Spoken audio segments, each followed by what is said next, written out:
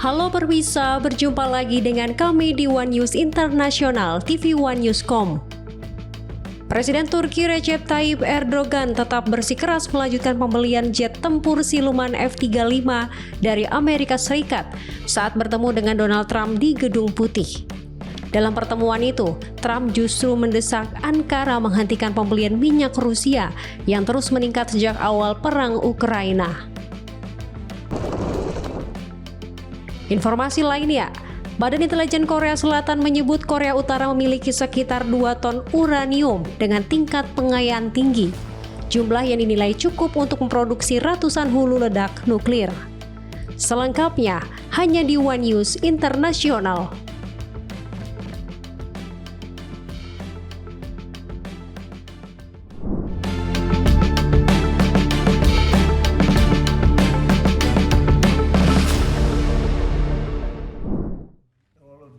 Top leaders in the Middle East, and we had also a very good conversation with Bibi Netanyahu.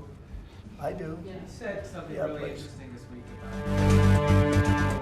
Presiden Amerika Serikat Donald Trump dikabarkan siap mencabut pembatasan penggunaan senjata yang dipasok Washington. Sehingga memungkinkan Ukraina menyerang lebih jauh ke dalam wilayah Rusia di tengah perang yang masih berkecamuk.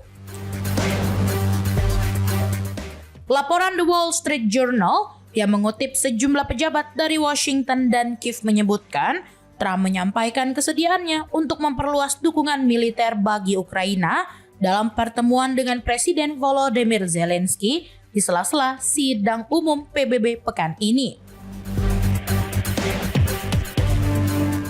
Dalam pembicaraan itu, Trump menyatakan keinginannya menghapus larangan penggunaan senjata jarak jauh buatan Amerika Serikat yang selama ini hanya boleh dipakai di dalam wilayah Ukraina. Meski belum menetapkan waktu pencabutan kebijakan tersebut, Trump juga memberi sinyal akan menambah jumlah rudal jarak jauh yang dikirimkan ke Kiev. Menurut sumber yang sama, pejabat tinggi Ukraina dijadwalkan melakukan kunjungan ke Washington pekan depan untuk membahas detail dukungan itu dengan Menteri Pertahanan Amerika Serikat Pete Hegseth. Diskusi juga akan melibatkan Wakil Menteri Pertahanan Bidang Kebijakan Elbridge Colby yang tengah meninjau permintaan Kiev terkait izin penggunaan senjata tersebut secara ofensif ke dalam wilayah Rusia. Tak hanya itu, media Axios melaporkan Zelensky turut meminta agar Amerika Serikat mempertimbangkan pengiriman rudal jelajah Tomahawk untuk memperkuat kemampuan serangan Ukraina. Trump sendiri dalam unggahan di platform Truth Social menilai dengan bantuan NATO, Ukraina berpeluang merebut kembali seluruh wilayah yang kini masih dikuasai Rusia, bahkan melangkah lebih jauh dari itu. Sementara itu, Moskow menegaskan kembali peringatannya bahwa pengiriman senjata dari Barat hanya akan memperpanjang konflik dan memperumit upaya penyelesaian perang. Menteri Luar Negeri Rusia, Sergei Lavrov menegaskan setiap pengiriman senjata ke Ukraina akan dipandang sebagai target sah militer Rusia untuk dihancurkan.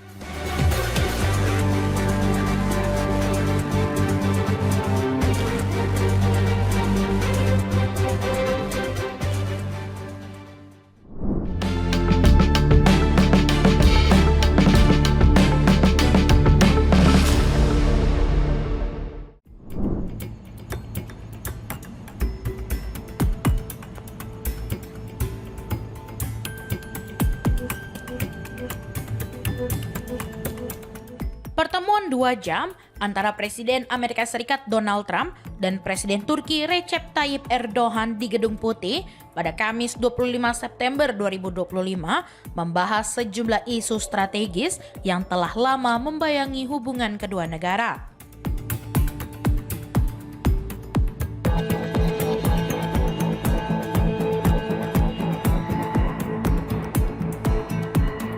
Salah satu topik utama adalah keinginan Ankara untuk kembali bergabung dalam program jet tempur siluman F-35 setelah sebelumnya dikeluarkan oleh Washington karena pembelian sistem pertahanan rudal S-400 buatan Rusia.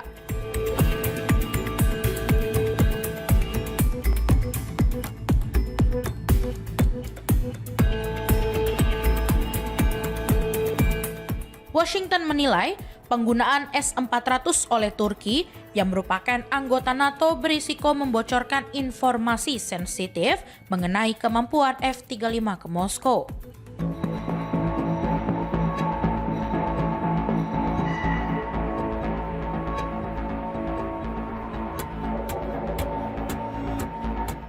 Meski demikian, Trump membuka peluang penyelesaian, menyebut kedua pihak memiliki kepentingan masing-masing yang bisa mengarah pada kesepakatan.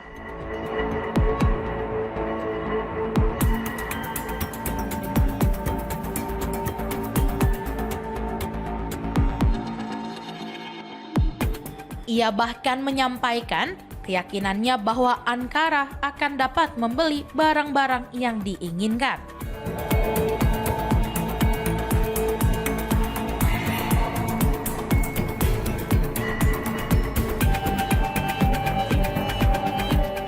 Dalam pertemuan yang menjadi kunjungan pertama Erdogan ke Gedung Putih sejak 2019 itu, Trump menekankan kekhawatirannya pada hubungan ekonomi erat Turki dengan Rusia, terutama dalam sektor energi.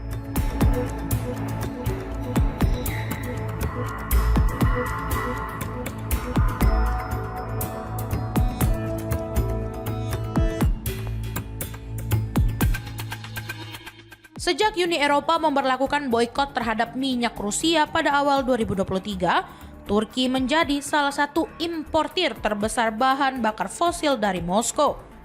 Dengan total pembelian mencapai lebih dari 90 miliar dolar Amerika Serikat.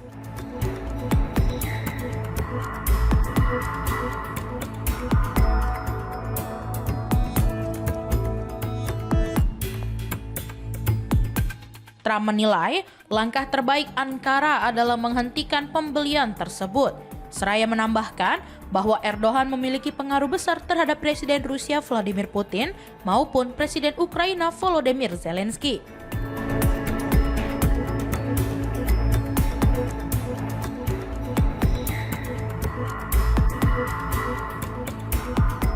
Dorongan agar Turki lebih aktif menekan Kremlin muncul setelah Trump menyatakan keyakinannya bahwa Ukraina dapat merebut kembali seluruh wilayah yang diduduki Rusia.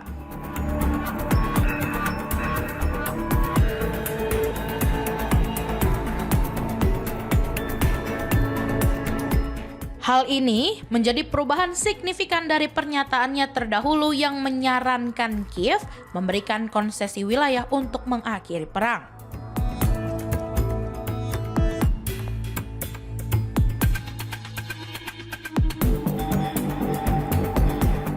Erdogan di sisi lain meminta agar pembekuan program F-35 segera dicabut dan menyebut kebijakan Washington tidak sejalan dengan semangat kemitraan strategis.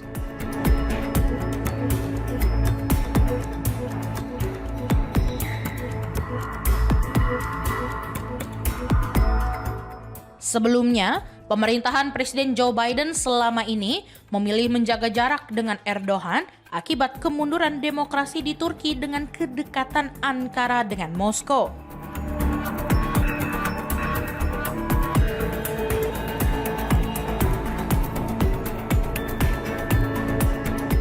Kritik internasional juga menyoroti penindasan terhadap oposisi, pembatasan kebebasan pers, serta penuntutan terhadap aktivis dan jurnalis di negara itu.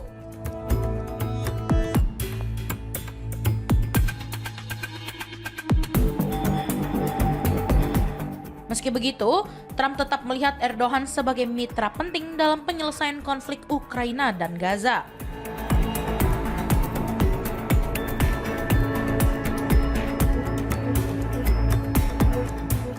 Hubungan keduanya juga diperkuat oleh kesamaan pandangan terhadap Suriah.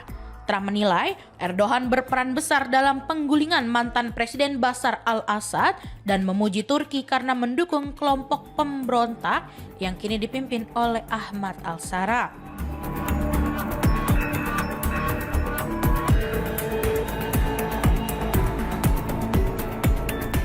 Menurut Trump, keberhasilan itu menjadi pencapaian besar Erdogan meski ia tidak pernah secara terbuka mengklaimnya.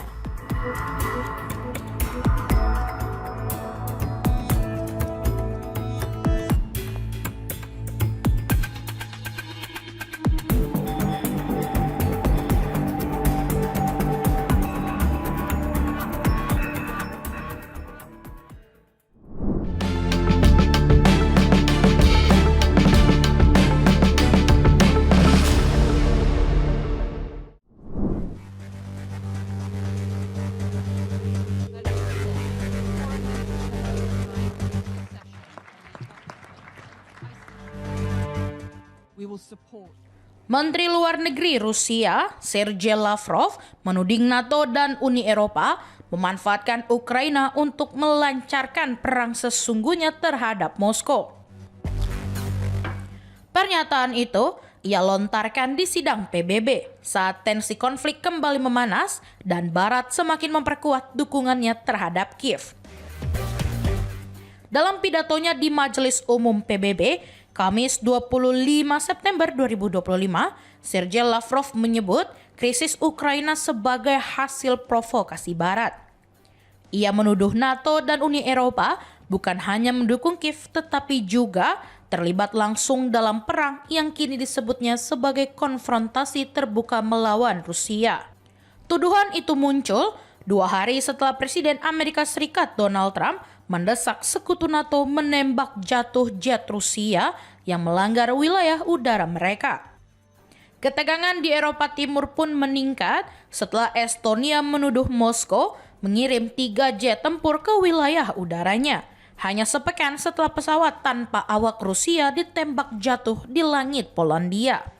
Lavrov tidak secara langsung menanggapi komentar Trump, tetapi menegaskan kembali klaim Moskow bahwa perang di Ukraina merupakan hasil tindakan agresif Barat sejak invasi dimulai pada 2022.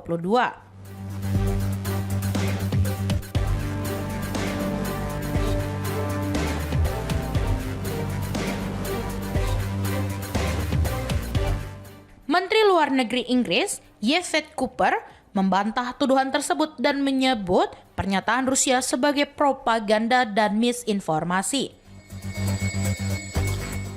Ia menegaskan bahwa invasi ke Ukraina tidak memiliki dasar yang sah. Saat ini, pasukan Rusia masih menguasai sekitar 20% wilayah Ukraina, sementara pertempuran sengit terus berlanjut di timur negara itu. Kepala Kebijakan Luar Negeri Uni Eropa, Kaja Kallas, menyerukan tekanan internasional lebih besar terhadap Kremlin karena tujuan Rusia untuk menaklukkan Ukraina dinilai belum berubah. Sementara itu, perubahan retorika Trump yang percaya Ukraina bisa merebut kembali wilayahnya disambut baik oleh Kiev. Meski muncul kekhawatiran bahwa Amerika Serikat akan mengalihkan beban dukungan kepada Eropa. Hingga kini, Trump belum memberikan sanksi baru terhadap Rusia.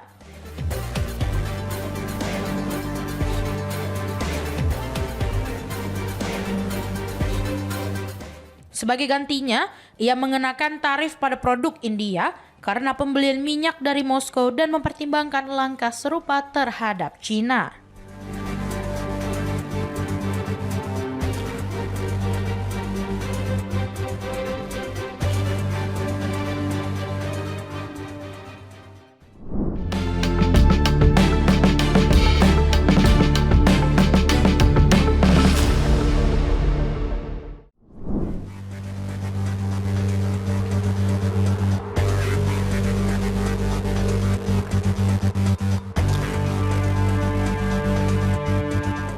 Kremlin menolak menanggapi laporan Bloomberg yang menyebut diplomat Eropa memperingatkan Moskow soal kemungkinan NATO menembak jatuh pesawat Rusia yang melanggar wilayah udara Eropa.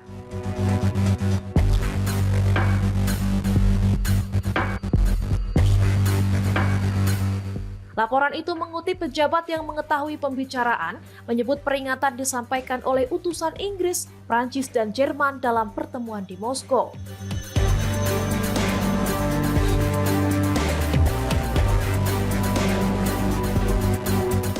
Ketika ditanya soal respons Rusia jika skenario itu terjadi, juru bicara Kremlin Dmitry Peskov menilai isu tersebut tidak layak dibicarakan.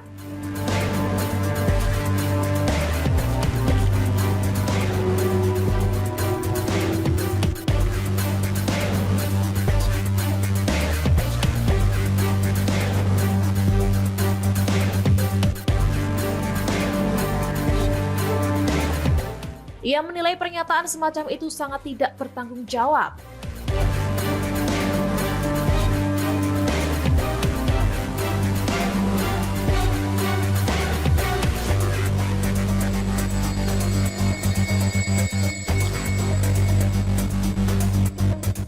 Peskov juga menyebut tuduhan bahwa pesawat militer Rusia melanggar wilayah udara pihak lain tidak berdasar.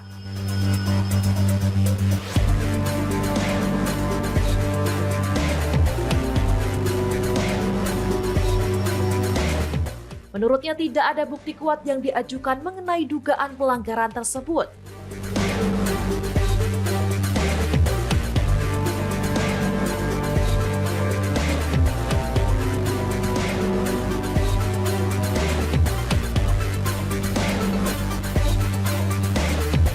Sementara itu, NATO sebelumnya menuduh jet tempur Rusia melanggar wilayah udara Estonia pada pekan lalu.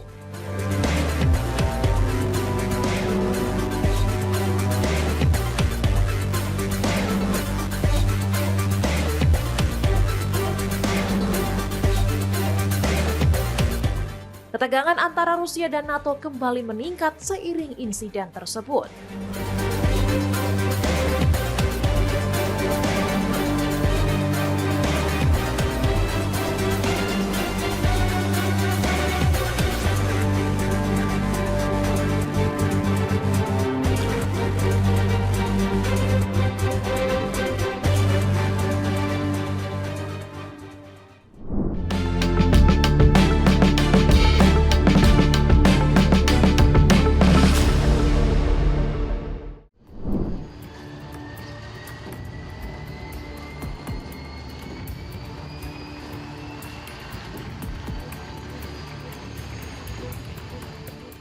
Perusahaan rintisan pertahanan Jerman Helsing memperkenalkan drone militer otonom baru bernama CA-1 Eropa pada Kamis 25 September.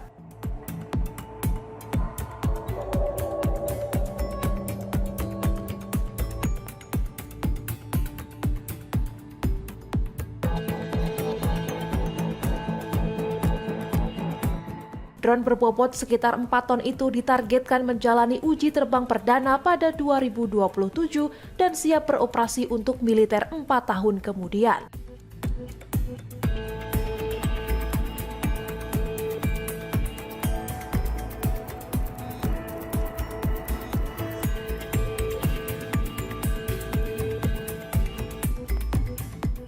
Pesawat nirawak ini dirancang mampu beraksi bersama drone lain maupun berkoordinasi dengan jet berawak di medan tempur.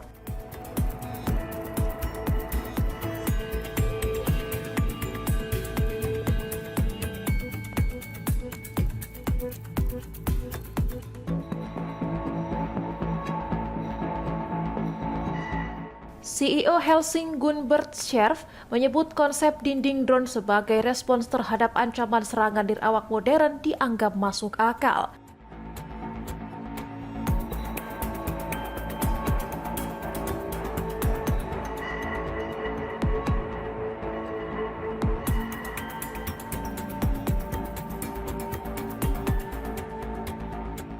Menurutnya, melawan drone musuh tidak cukup dengan satu produk tunggal, tetapi dengan rangkaian sistem pertahanan terpadu.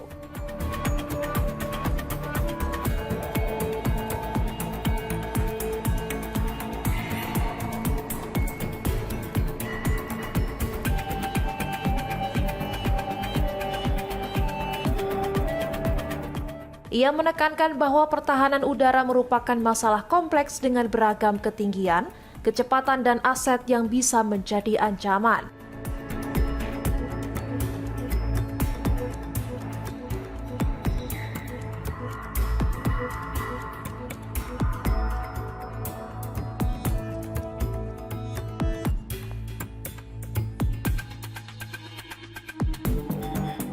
Karena itu, solusi terbaik adalah pendekatan menyeluruh yang menggabungkan kontribusi dari berbagai perusahaan dalam satu ekosistem pertahanan.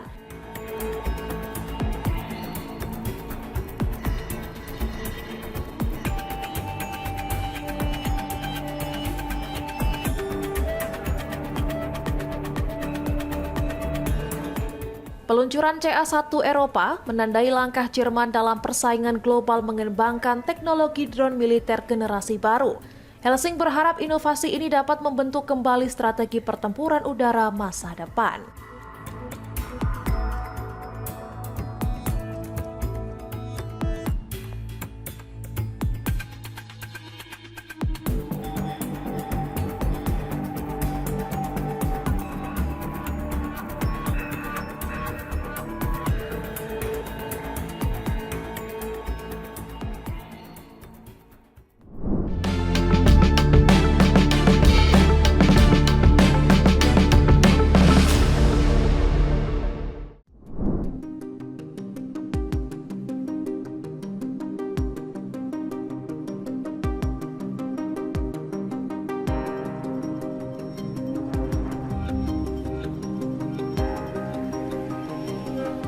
Badan Intelijen Korea Selatan menyebut Korea Utara memiliki sekitar 2 ton uranium dengan tingkat pengayaan tinggi. Jumlah yang dinilai cukup untuk memproduksi ratusan hulu ledak nuklir.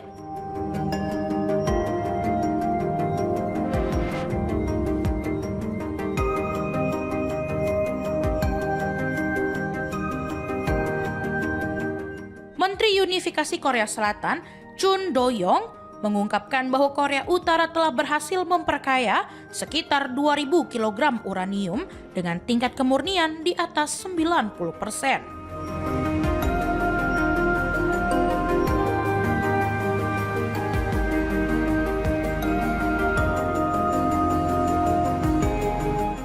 Data tersebut diperoleh berdasarkan laporan lembaga intelijen dan menunjukkan potensi besar Pyongyang dalam memperluas program senjata nuklirnya.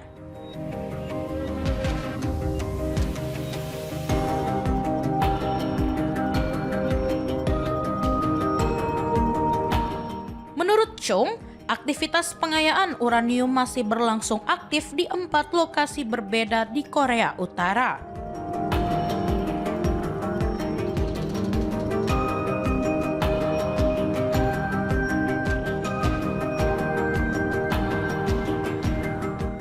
Ia menjelaskan, satu bom nuklir umumnya hanya membutuhkan sekitar 5 hingga 6 kg plutonium. Sehingga cadangan uranium dalam jumlah besar itu dapat diolah menjadi bahan untuk ratusan senjata nuklir.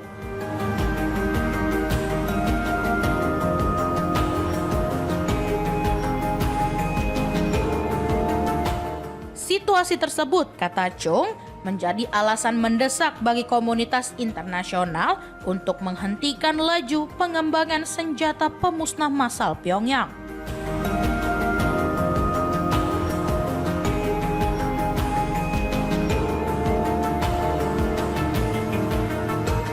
Namun, ia menilai langkah sanksi tidak akan memberi dampak signifikan.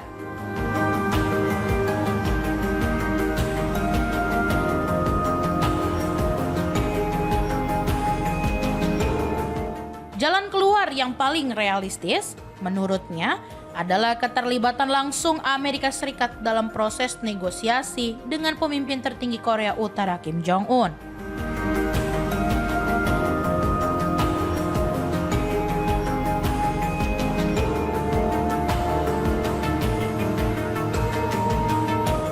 Kim sebelumnya menyatakan bersedia membuka ruang dialog dengan Washington selama pembicaraan tidak diarahkan pada kewajiban pelucutan nuklir.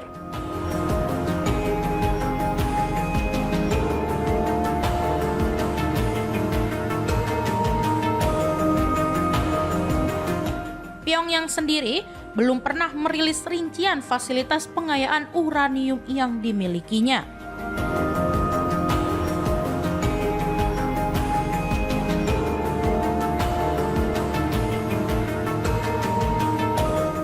Meskipun para analis menduga negara itu mengoperasikan beberapa fasilitas, termasuk kompleks Yongbyon.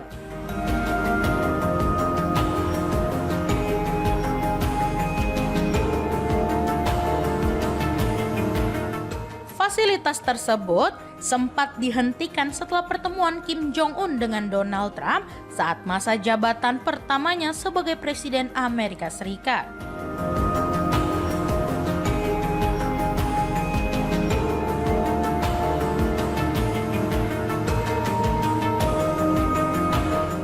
Namun, pengayaan kembali dilanjutkan pada 2021, memperkuat kekhawatiran dunia bahwa Korea Utara terus memperluas kemampuan nuklirnya secara signifikan.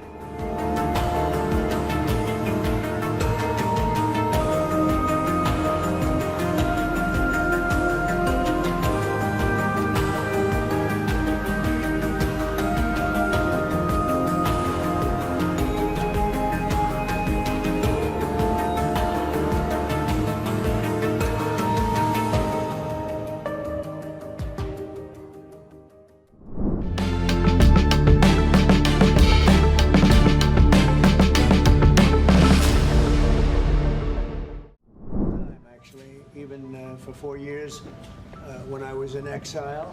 And you said the future to Syria is in Erdogan's hands back in, I think, December and January. Donald Trump menyatakan bahwa dirinya akan membuat pengumuman besar terkait Suriah, meski belum merinci isinya.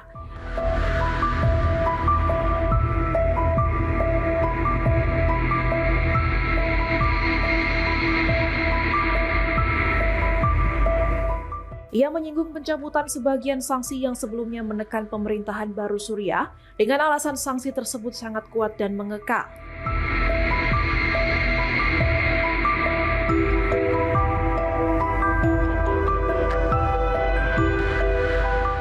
Trump juga menekankan peran Presiden Turki Recep Tayyip Erdogan yang menurutnya bertanggung jawab atas perubahan besar di Suriah setelah kejatuhan pemimpin lama.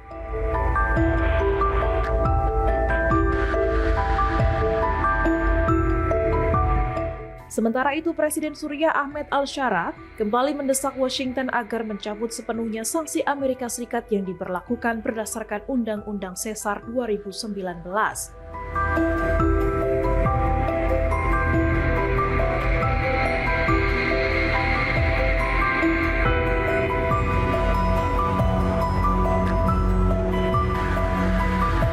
Shara menilai sanksi itu tidak lagi relevan setelah kejatuhan rezim sebelumnya, bahkan semakin dipersepsikan rakyat Suriah sebagai hukuman kolektif.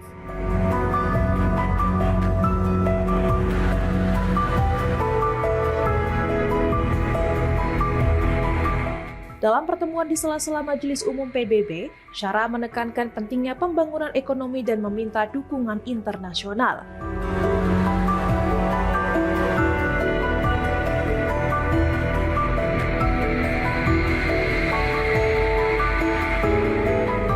Ia menegaskan bahwa rakyat Suriah memiliki tenaga kerja yang kuat dan berkomitmen, sehingga pencabutan sanksi akan membuka jalan bagi pemulihan cepat.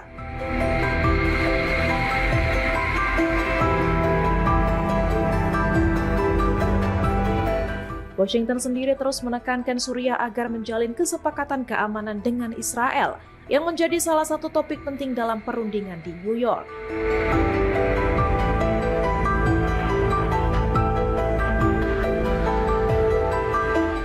Shara juga mengingatkan bahwa isu desentralisasi yang diusung kelompok Kurdi bisa memicu perpecahan lebih jauh dan berpotensi menyalakan konflik baru.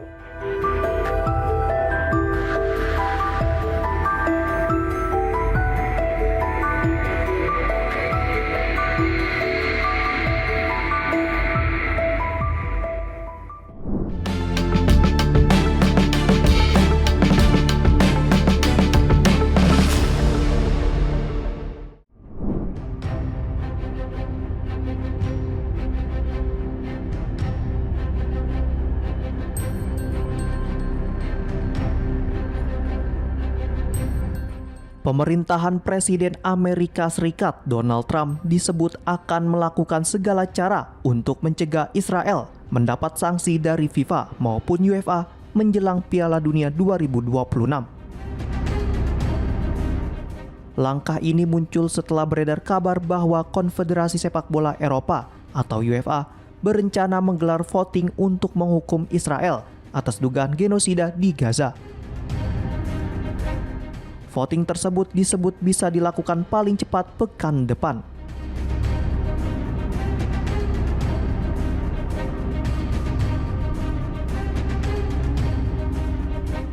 Dorongan agar voting digelar datang dari Qatar, salah satu sponsor terbesar FIFA dan UEFA. Jika voting benar berlangsung, Israel diyakini berpotensi besar dijatuhi sanksi, mengingat mayoritas dari 20 anggota Komite Eksekutif UEFA dikabarkan mendukung langkah tersebut.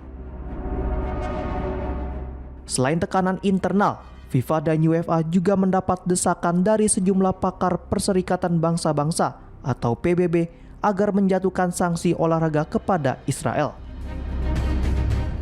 Namun pemerintahan Trump menolak rencana itu.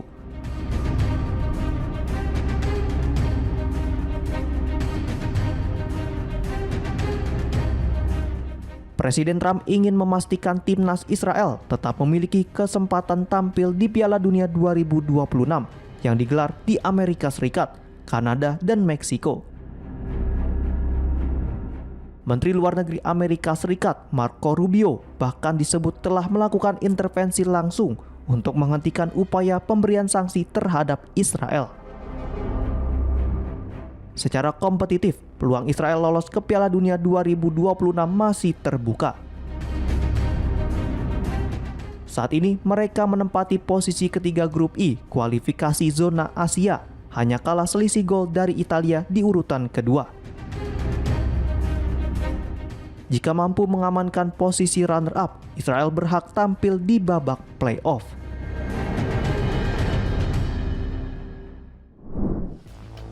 Demikian informasi yang dapat kami sampaikan pemirsa. Terima kasih telah bergabung bersama kami. Sampai jumpa di One News Internasional berikutnya setiap pukul 8 malam hanya di kanal YouTube TV One Newscom.